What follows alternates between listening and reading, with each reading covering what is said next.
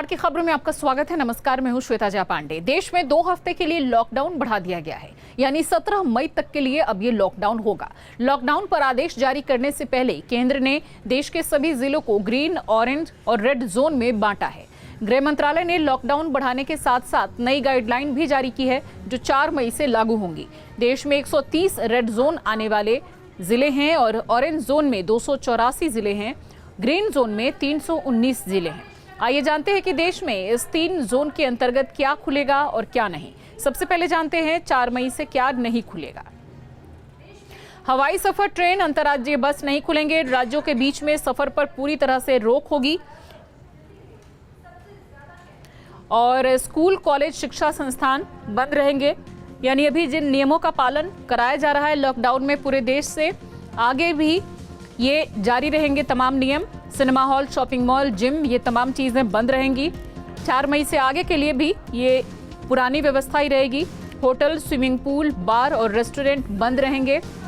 सामाजिक, राजनीतिक कार्यक्रम, धार्मिक कार्यक्रम नहीं होंगे और धार्मिक स्थल पूरी तरह से बंद रहेंगे। यहाँ पर किसी के आने जाने की व्यवस्था नहीं होगी, इसके लिए छूट नहीं होगी। यानी अभी जो नियम है बिल्कुल ऐसे ही 3 मई के बाद भी चलते रहेंगे 17 मई तक, जो कि फिलहाल के लिए अगली डेट है लॉकडाउन। लॉकडाउन में 4 मई से कुछ पाबंदियां जारी रहेंगी, जैसे गैर जरूरी गतिविधियों के लिए शाम 7 बजे से सुबह 7 बजे तक आवाजाही पर रोक रहेगी। 65 साल से अधिक उम्र के बुजुर्ग और छोटे बच्चों को बाहर जाने पर पूरी तरह से रोक होगी। गर्भवती महिलाओं और अस्वस्थ लोगों के लिए भी बाहर जाने पर रोक होगी। इस पर कार्रवाई हो सकती है अगर कोई निकलता है। कंटेनमेंट जोन के बाहर खुल पाएंगे ओपीडी और मेडिकल क्लिनिक। तो कंटेनमेंट जोन जो नहीं है, यानी कि जो रेड जोन में नहीं आ रहे, जहां पर मामले ज्यादा नहीं है, वहां पर खुल सकते हैं ओपीडी और मेडिकल क्लिनिक। रेड, ऑरेंज और ग्रीन जोन में सोशल डिस्टेंसिंग का पालन करते हुए खोलने की इजाजत दी गई है। तो 3 जोन में खासकर इसी वजह से पूरे देश को बांटा गया है, जिससे कि कुछ सुविधाएं खुल सकें। तो सभी गतिविधियों को छूट मिलेगी ग्रीन जोन में। और पहले जो हमने आपको बता दिया कि क्या नहीं होगा, वो जारी रहेगा। अगर ग्रीन जोन की बात करें तो वो जारी रहेगा। 50% क्षमता के साथ बसें चल पाएंगी, लेकिन ये ग्रीन जोन के अंतर्गत ही चलेंगी, उससे बाहर यानी कि रेड जोन में नहीं चल पाएंगी। सार्वजनिक स्थानों पर फेस कवर पहनना पूरी तरह से अब अनिवार्य कर दिया गया है, चाहे वो ग्रीन जोन हो, रेड जोन हो या ऑरेंज जोन हो।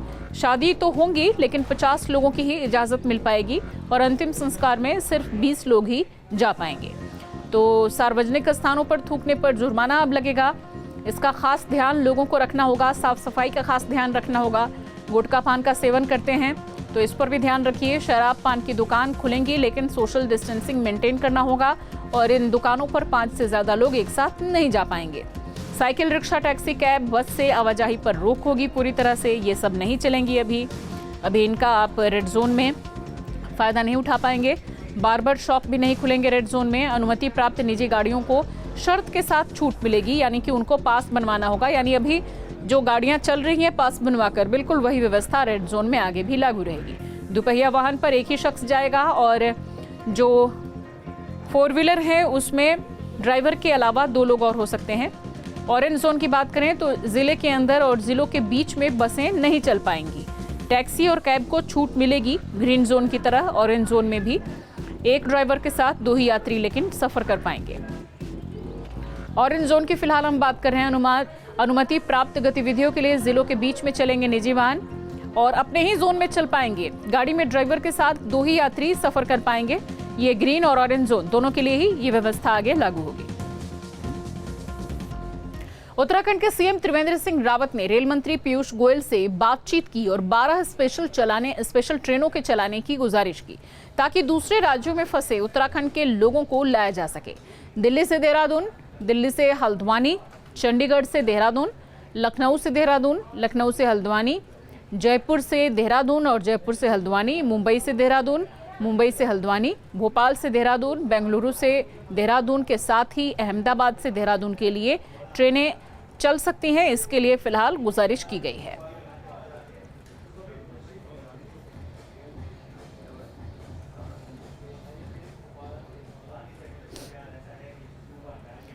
तो रेल मंत्री पीयूष गोयल से बात हुई है उत्तराखंड के सीएम की, और त्रिवेंद्र सिंह रावत ने कुछ रूट के लिए स्पेशल ट्रेनों को चलाने की इजाज़त मांगी है। उनसे गुजारिश की है कि चलाई जाएं ये ट्रेनें, जिससे कि लोगों को बाहर से लाया जा सके। उत्तराखंड कब कोरोना फ्री होगा, इस पर भी न्यूज स्टेट से बीजेपी नेता और सांसद अनिल बलूनी ने खास बातचीत की। सुनिए। आपने उत्तराखंड के लिए कई अभियान चलाए हैं, हम उनका भी बात करेंगे। आपने मेरा गांव मेरा वोट का आंदोलन चलाया, आपने जो त्योहार है इगास उसका भी आंदोलन चलाया, लेकिन उससे पहले मैं ये जानना चाहूंगा कि उत्तराखंड कुछ चंद उन राज्यों में से है जहां पर कोरोना के बहुत कम केसेस हैं। 13 में से 10 जिले कोरोना फ्री हैं, ग्रीन जोन है। आपको क्या लगता है, आप राज्य सरकार से लगातार संपर्क में रहते हैं सांसद होने के कारण, कब तक पूरा उत्तराखंड कोरोना फ्री हो जाएगा? देखिए, हमारी राज्य सरकार ने बेहतरीन काम किया और केंद्र सरकार के जो दिशा निर्देश हैं उनका अक्षरशः पालन भी किया है, और इसी का परिणाम है कि उत्तराखंड के अंदर बहुत कम संख्या में केसेज आए हैं, और जो केसेज आए हैं उनको भी अच्छे तरीके से संभाला जा रहा है। अगर ये तबलीगी जमात के जो केसेज आए उनको हटा दिया जाए तो उत्तराखंड में बहुत ही कम केस, और उनको अच्छे तरीके से किया जा रहा है। हमारे बहुत सारे जिले ऐसे हैं जहाँ कोई केस नहीं है। मेरे को पूरा विश्वास है कि जल्दी से सारा ठीक होके पूरा उत्तराखंड ग्रीन जोन में होगा, पूरे उत्तराखंड के अंदर कोई केस नहीं होगा आने वाले समय में, और हमारा जो लोगों का जो जीवन अभी रुक सा गया है वह फिर से निर्बाध गति से चल सकेगा। इसके लिए मुझे पूरी आशा है, और अच्छी तरह से हमारी दोनों सरकारें समन्वय करके इस कोरोना से उत्तराखंड की जनता को मुक्ति दिलाने के लिए कार्य कर रही है। तबलीगी जमात के लोगों ने किस तरह उत्तराखंड की परेशानी बढ़ा दी, आप खुद सुनिए। न्यूज स्टेट से खास बातचीत में बीजेपी नेता और सांसद अनिल बलूनी ने इसको लेकर क्या कहा। बड़ी मुश्किल पैदा की तबलीगी जमात ने, 30 से 35% केसेस तबलीगी जमात के कारण हुए। मौलाना साहब पर कार्रवाई भी हो रही है, कब गिरफ्तारी होगी अनिल भाई उनकी? देखिए, वो पुलिस अपना काम कर रही है, दिल्ली पुलिस की क्राइम ब्रांच उस पर अपना काम कर रही है, ना ही हमको उसकी जानकारी है कि क्या कर रहे हैं, लेकिन निश्चित तौर पे जो दिल्ली पुलिस काम कर रही है वो अपने नियमों के तहत काम कर रही होगी, और जो मौलाना साद हैं उनसे जानकारी भी ली जाएगी, उनसे पूछताछ भी होगी और कार्रवाई भी की जाएगी। अनिल जी, मैं अगर जरूर कहता जी आप कुछ कहना चाह रहे हैं, माफ कीजिएगा, बोलिए। नहीं, मैं ये कहना चाहता हूँ कि उत्तराखंड का परिप्रेक्ष्य में ये बात जरूर है कि तबलीगी जमात के कारण उत्तराखंड में कुछ केस बढ़े थे, कुछ संख्या ज्यादा बढ़ गई थी, लेकिन अब वो नियंत्रण में है, और आप मान के चलिए कि उत्तराखंड जल्दी ही ग्रीन जोन में आएगा। कोरोना काल के दौरान पूरे उत्तराखंड में टूरिज्म थम गया है, पर्यटन सेक्टर को फिर कैसे खड़ा किया जाएगा, इस पर भी उनसे सवाल पूछे गए। उत्तराखंड की एक विशेष परिस्थितियां हैं उत्तराखंड के अंदर, और उत्तराखंड की जो आर्थिकी है उसकी जो रीढ़ की हड्डी है वह पर्यटन है। हमारे यहाँ पूरा पर्यटन के ऊपर पूरा राज्य की अर्थव्यवस्था चलती है, और ये हमारे यहाँ सीजन का समय है। इस वक्त 4 धाम की यात्रा शुरू होती है। इस वक्त ग्रीष्म काल का जो हमारा नैनीताल, मसूरी, रानीखेत, अल्मोड़ा, ये जो सारा टूरिस्ट है ये टूरिस्ट चलता है, तो उस वक्त बहुत भारी नुकसान उत्तराखंड की अर्थव्यवस्था को हो रहा है। लेकिन दीपक जी, उत्तराखंड के जो लोग हैं ये एक अपनी विशेष पहचान के लिए जाने जाते हैं। अगर आप देखेंगे तो सेना में हम देश का केवल 1% है, लेकिन सेना में देखेंगे तो बहुत अधिक परसेंट में उत्तराखंड के लोग मिलेंगे। तो उत्तराखंड के लोग देश के लिए काम करने में, देश के लिए मरने मिटने के लिए हर वक्त सदैव तैयार रहे। तो इसलिए ये एक ऐसी घड़ी आई है जो हमको नुकसान होगा उसको हम लोग बाद में अपनी मेहनत के साथ, अपनी राज्य सरकार के सहयोग से, भारत की केंद्र सरकार जो सरकार है इसके सहयोग से उसको पूरा करेंगे। लेकिन मुसीबतों से लड़ना हम लोगों को आता है, इस तरह की परिस्थितियों में काम करना हम लोगों को आता है। आने वाले समय में जब भी लॉकडाउन खत्म होगा, जो परेशानी हुई है हम सब लोग मिलके उस परेशानी से जरूर निकल पाएंगे। बीजेपी नेता और सांसद अनिल बलूनी ने पीएम केयर्स फंड में दान करने के लिए किस तरह से लोगों को प्रोत्साहित किया, ये भी सुनिए। अनिल जी, आपने लगातार बात करी उत्तराखंड की प्रबुद्ध हस्तियों से, आपने पद्म पुरस्कार प्राप्त लोगों से बात करी, आपने शिक्षा, पर्वतारोहण, खेल और जितने भी अनेक विधाएं हैं उनसे जुड़े हुए लोगों से बात करी, आपने बॉलीवुड के कई सारे सितारे मुंबई के अंदर उत्तराखंड के काम करते हैं उनसे बात करी और सबको पीएम केयर फंड में दान करने के लिए प्रोत्साहित किया और लॉकडाउन पर बात की। क्या उनका एनालिसिस है इसके बारे में? और आपकी इनिशिएटिव के बाद कई लोगों ने पीएम केयर फंड में दान दिया है, इसके बारे में आप क्या कहना चाहेंगे? क्यों आपको लगा कि इस वक्त संवाद करना चाहिए वीडियो कॉन्फ्रेंसिंग के थ्रू? देखिए दीपक जी, ये एक अभूतपूर्व परिस्थिति पैदा हुई है मानव इतिहास में, ऐसा कभी कोई उदाहरण नहीं है। और आज एक बहुत बड़ी महामारी का हम लोग सामना कर रहे हैं। मुझे ऐसा लगा, क्योंकि मैं उत्तराखंड से सांसद भी हूँ, तो मुझे ऐसा लगा कि उत्तराखंड में ऐसे लोगों के साथ संपर्क किया जाए जो कि उत्तराखंड के आम जनमानस को प्रभावित करते हों। मुझे लगा कि इस तरह के लोग, जैसे आपने देखा, मैंने प्रसून जोशी से बात की कि प्रसून जोशी बहुत बड़े हमारे लेखक कवि हैं, तो वो अगर पीएम केयर फंड में दान करेंगे, अगर कोई हमारे यहाँ पद्मश्री जागर सम्राट हैं प्रीतम भरतवान, अगर हमारे यहाँ बहुत बड़े पर्यावरणविद हैं डॉक्टर अनिल जोशी, तो इस तरह के जो बहुत बड़े लोग हैं, इन लोगों से मैंने आग्रह किया और उन्होंने दान भी किया, सहयोग भी किया। उनकी तस्वीरें मैंने शेयर की, सोशल मीडिया में की, न्यूज़पेपर्स में की। लोग उससे प्रभावित होकर और बड़ी संख्या में इसके लिए आगे आए। मुख्यमंत्री त्रिवेंद्र सिंह रावत ने कहा कि पिछले 24 घंटे में अपने घर लौटने के लिए 85,000 लोगों ने रजिस्ट्रेशन कराया है। गृह मंत्रालय भारत सरकार ने अंतर्राज्यीय जो लोग कैंपों में रह रहे हैं या अन्य लोग हैं, उनको अब प्रवास की छूट दी है और पिछले 24 घंटों में लगभग 85,000 से अधिक लोगों ने रजिस्ट्रेशन किया है अपने गांव की तरफ लौटने के लिए। ये हमारे लिए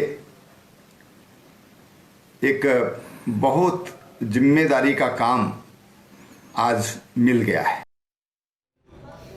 उत्तराखंड के मुख्यमंत्री ने गांव के प्रधान, सामाजिक कार्यकर्ता और तमाम एनजीओ से भी अपील की है कि बड़ी संख्या में प्रवासी जब अपने गांव की तरफ लौटेंगे तब सतर्कता और अपनत्व के साथ लोगों के ठहरने का भी इंतजाम किया जाए। तो यह भी बताना चाहूँगा और विशेषकर मैं अपने प्रधान गणों से आज अनुरोध करूँगा, जो सामाजिक कार्यकर्ता हैं उनसे अनुरोध करूँगा, तमाम जो एनजीओ हैं, जो संस्थाएं इस काम में सहयोग कर रही हैं, उनसे कहना चाहूँगा कि हमारी जिम्मेदारी कुछ अधिक बढ़ गई है। बड़ी संख्या में उत्तराखंड के सीएम ने डॉक्टर्स का हौसला बढ़ाते हुए कहा कि कोरोना वायरस से उत्तराखंड में एक भी मौत नहीं हुई है। हमें अपने डॉक्टर्स पर पूरा यकीन है, भरोसा है।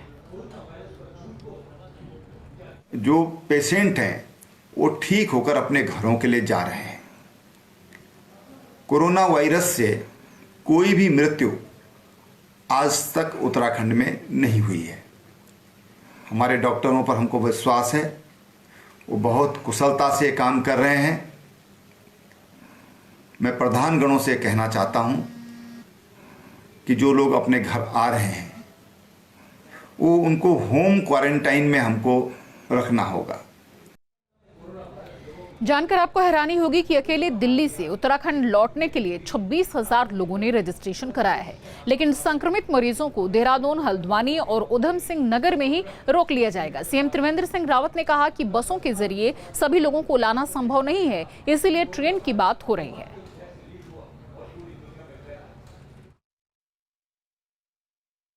अकेले दिल्ली से 26,000 से ज्यादा लोगों ने अभी तक अपना पंजीकरण कराया है और आप सब समझ सकते हैं कि हमको उसके लिए तमाम व्यवस्थाएं करनी होंगी। जो भी व्यक्ति बाहर से आएगा उसका स्क्रीनिंग होगा, उसका बुखार आदि उसका सारा रिकॉर्ड रखा जाएगा और जो संक्रमित होंगे उनको हम यहीं हरिद्वार, देहरादून, हल्द्वानी या उधम सिंह नगर में वहीं रोक लिया जाएगा। जिस पर भी ऐसे संक्रमण की संभावना होगी उसको बिल्कुल भी उसके घर पर नहीं भेजा जाएगा, ये मैं आपको बताना चाहता हूँ। जो लोग आने वाले हैं उनके लिए हमारी रेल की हम लोग बात कर रहे हैं, क्योंकि बसों से इतने लोगों को ला पाना संभव नहीं है, तो कुछ जगहों पर बस भी जाएंगी। वो कल से ही सुबह से ही ये काम प्रारंभ हो जाएगा। जो पहाड़ के लोग पहाड़ में ही हैं या एक दूसरे ज़िले में हैं उत्तराखंड के अंतर्गत, उनको भी हमने परमिशन किया है कि वो अपने गांव जा सकते हैं। सीएम ने कहा कि 4 मई से हरिद्वार को छोड़कर सभी जिले खुल सकेंगे, लेकिन क्या नहीं खुलेंगे, किस चीज का ध्यान रखना होगा, ये भी उन्होंने जानकारी दी। 4 तारीख से हमारे हरिद्वार को छोड़ करके सभी जिले हमारे खुल सकेंगे। डिटेल जानकारी आपको अखबारों से मिलेगी। मॉल हैं, जिम हैं, सिनेमा हॉल हैं, स्कूल हैं, जो हमारे स्विमिंग पूल हैं, ये सब बंद रहेंगे, लेकिन बाकी गतिविधियां संचालित होंगी। जो सरकारी कार्यालय हैं कहीं पर 33% के साथ खुलेंगे, कहीं पर 50% के साथ खुलेंगे, और जो ग्रीन जोन है वहाँ पर खोलने की छूट है, लेकिन हम उनको भी अभी पूरी तरह नहीं खोलने वाले हैं। उनको एक सर्टेन परसेंटेज में, जो बहुत ज़रूरी, जिन सरकारी कार्मिकों का ऑफिस में रहना ज़रूरी है, फर्स्ट फेज में हम उनको बुलाएंगे। उत्तराखंड में कोरोना पॉजिटिव की तादाद 58 पहुंची है। देहरादून में एक और पॉजिटिव मरीज मिला है। इस वक्त की बड़ी खबर आप तक पहुंचा रहे हैं। हालांकि अभी तक कई ऐसे मरीज हैं जो ठीक होकर घर भी जा चुके हैं, लेकिन फिर भी उत्तराखंड में मामले बढ़ रहे हैं। 58 है फिलहाल संख्या, और देहरादून में ये नया एक मरीज मिला है जो कि कोरोना पॉजिटिव बताया जा रहा है। तो एक और केस कोविड-19 का सामने आया है उत्तराखंड में, और ये भी मामला देहरादून का ही है। देहरादून में ही सबसे ज्यादा मामले हैं। तो उत्तराखंड में 58 अब हो गई है कुल पॉजिटिव मरीजों की संख्या, और देहरादून के ही अस्पताल में उसे भर्ती कराया गया है, और उसके साथ के जो लोग हैं उनको भी अब उनकी भी सैंपलिंग हो रही है और उनको भी क्वारंटाइन किया गया है। तो देहरादून से एक और मरीज पॉजिटिव मिला है, और इस तरह से अब संख्या हो गई है 58। हालांकि फिर भी उत्तराखंड काफी हद तक कोरोना वायरस के मामले में अभी पीछे है और उसकी स्थिति बेहतर बनी हुई है अभी भी, लेकिन देहरादून में एक और पॉजिटिव मरीज मिला है। और इस तरह से जो ग्रीन जोन पूरे उत्तराखंड को बनाने की बात चल रही है कि पूरा उत्तराखंड, अभी तक एक भी मौत नहीं हुई है, तो उस पर कहीं ना कहीं फिलहाल रोक लग सकता है, क्योंकि 58 है फिलहाल ये तादाद। तो उत्तराखंड में कोरोना पॉजिटिव की तादाद 58 हो गई है। देहरादून में एक और शख्स पॉजिटिव है। इससे पहले गुरुवार को 2 लोगों की रिपोर्ट पॉजिटिव आई थी। दोनों ही मामले उधम सिंह नगर में मिले थे, और आज देहरादून में। दोनों ही लोग अल्मोड़ा के सोमेश्वर के रहने वाले हैं, जो कि कल मिले थे, और 551 लोगों की रिपोर्ट नेगेटिव आई। 36 मरीज ठीक हो चुके हैं और 21 का इलाज किया जा रहा है। स्वास्थ्य महानिदेशक ने दोनों मरीजों में कोरोना संक्रमण की पुष्टि की थी कल। जानकारी के मुताबिक दिल्ली जमात से लौटते वक्त पुलिस ने उन्हें रुद्रपुर में बॉर्डर पर पकड़ा था। एहतियातन उनके सैंपल लिए गए थे और उसकी रिपोर्ट अब पॉजिटिव आई है। देहरादून में अब तक 32 केस सामने आ चुके हैं, जबकि नैनीताल में 10, उधम सिंह नगर में 7, हरिद्वार में 7, अल्मोड़ा में 1 और पौड़ी में 1 कोरोना पॉजिटिव मिल चुके हैं। यानी कि अभी एक भी मौत नहीं हुई है, लेकिन संख्या लगातार बढ़ी है।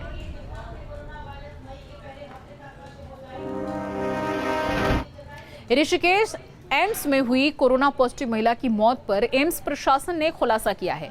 एम्स प्रशासन के मुताबिक महिला की मौत का कारण कोरोना नहीं, बल्कि ब्रेन ब्लीडिंग है। महिला हाल ही में हल्द्वानी से आई थी और उसकी उम्र 56 साल थी। शुक्रवार की सुबह ब्रेन हेमरेज के कारण महिला की मौत हो गई थी। 5 दिन पहले कोविड-19 जांच में ये कोरोना संक्रमित भी पाई गई थी, मगर एम्स प्रशासन ने मौत की वजह ब्रेन स्ट्रोक बताई है।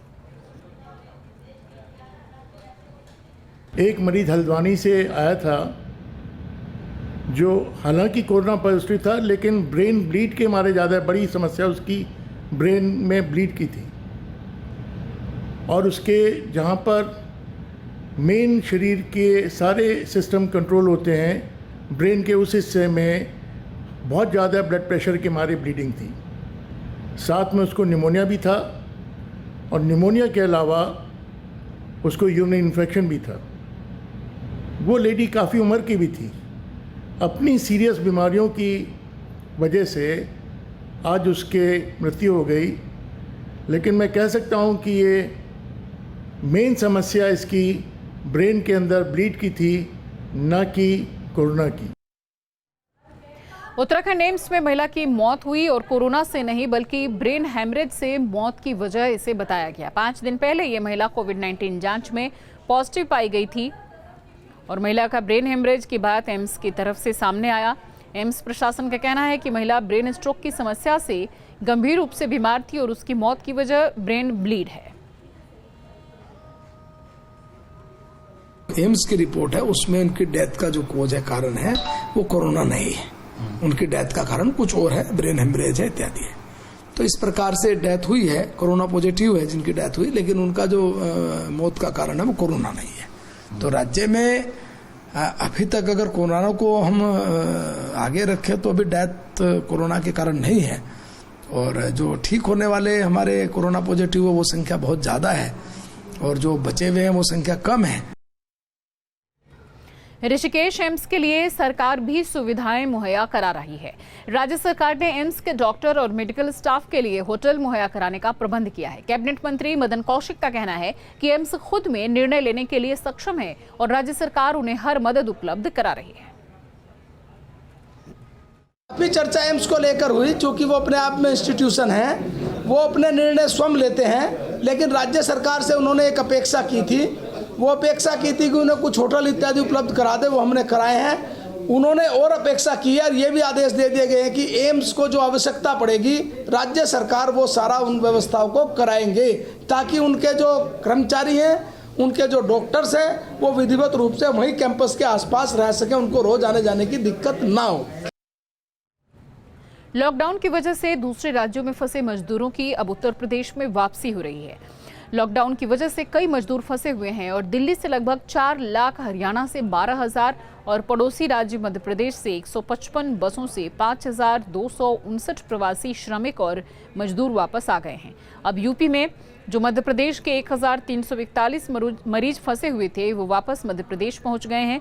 इसी तरह शनिवार को राजस्थान और उत्तरांचल से श्रमिकों का आदान प्रदान होगा।